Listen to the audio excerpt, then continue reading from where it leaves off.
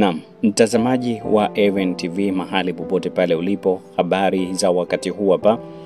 Matumaini yangu umzima wa afya tele, na ni siku nyingine tena tunakutana katika sehemu ya pili ya simulizi yetu ya Ahadi ya Kichwa cha Mzazi. Na hii ni sehemu ya pili baada ya kusikiliza sehemu ya kwanza. Sasa karibu kuweza kupata muendelezo wa simulizi hii ya Ahadi ya Kichwa cha Mzazi. Mimi ni Kiliwan. Karibu sana.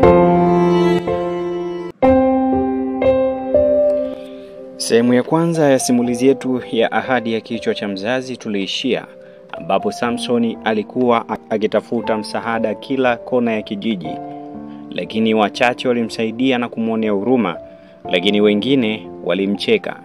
Na Samsoni alikata tamaa na kujiuliza ni kwa namna gani anaweza akamsaidia mama yake.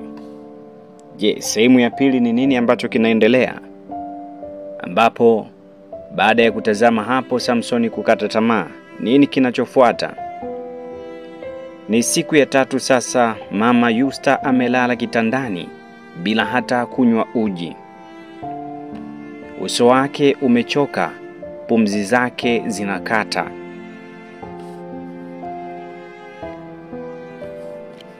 Samsoni anakaa pembeni, macho yamevimba kwa usingizi wa kukosa matumaini.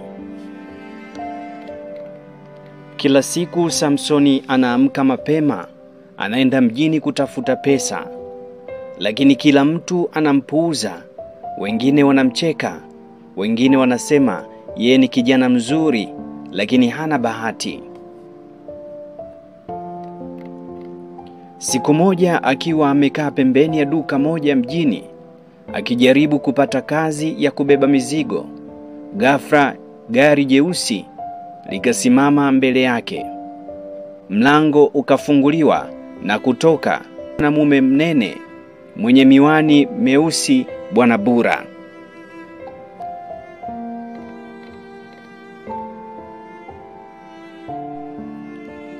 Bwana Bura alimtazama Samsoni kwa macho ya upelelezi, kisha akasema kwa sauti ya utulivu lakini yenye mamlaka, "Kijana, unaonekana mnyenyekevu.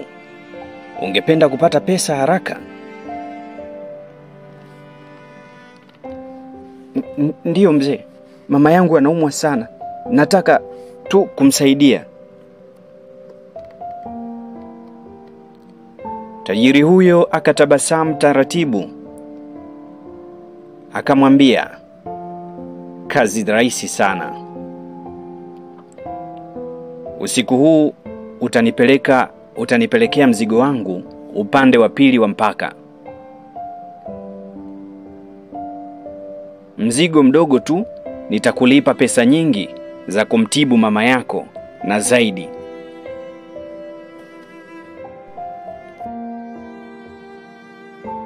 Samsoni alinyamaza, moyo wake ulianza kumpiga haraka. "Mzigo wa usiku? Kwa nini ni usiku?" aliuliza. Lakini kabla hata hajapata jibu, picha ya mama yake ikampita akilini, akilia kitandani akipumua kwa shida.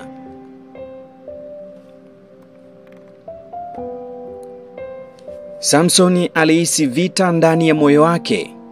Sauti ya mama yake ikamjia kichwani, "Mwanangu, pesa inaweza kuisha, lakini utu usiupoteze." Alifumba macho akavuta pumzi ndefu, lakini kisha machozi yakamdondoka. Akaona kifo cha mama yake kikimjia. Hapa ndipo tamaa ikaanza kushinda hekima.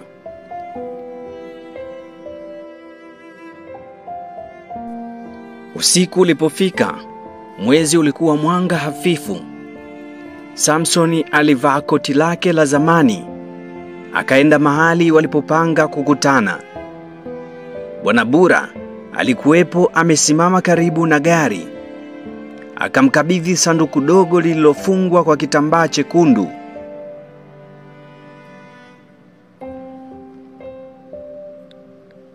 Bwana Bura alimwonya Samson, "Usiangalie ndani. utafikisha mzigo huu tu pale, halafu utapata pesa zako zote.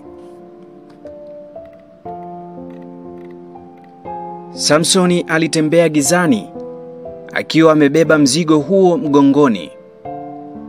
Kila hatua ilikuwa nzito. Alikuwa akitetemeka. Alijua kitu hakiko sawa. Lakini moyo wake ulisema, mama lazima aokoke.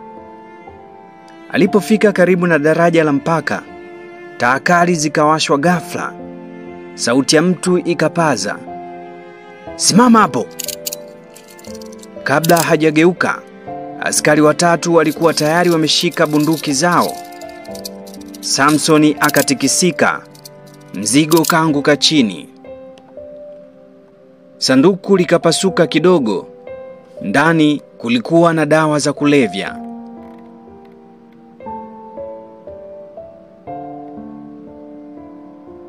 Samsoni akajua ameharibu kila kitu. Akapiga magoti, machozi yakimtiririka.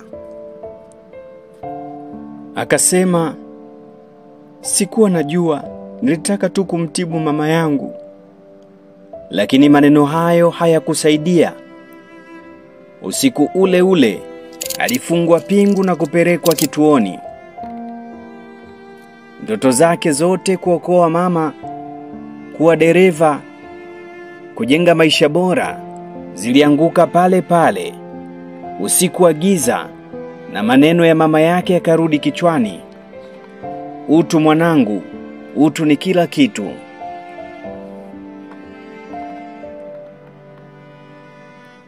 Hapo ndipo safari ya Samsoni ikaanza rasmi.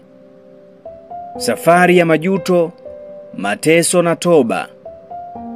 Na wakati yeye akiwa gerezani, mama yake alianza kuzidi kudhoofu.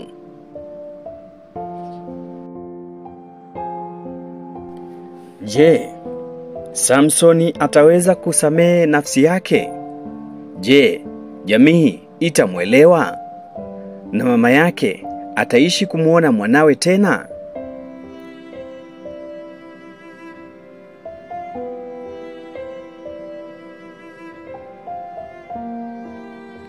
Mwisho wa episodi ya pili. Swali kwako mtazamaji. Kama wewe ndiye Samsoni, ungefanyaje wakati huo? Je, upendo kwa mzazi unaweza kukusukuma kufanya kosa? Ni nani mwenye makosa zaidi, Samsoni au Bwana Bura aliyemjaribu?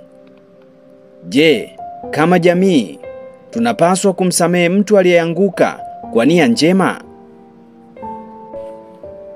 Hii ilikuwa ni sehemu ya pili ya kisa Ahadi ya Kichwa cha Mzazi.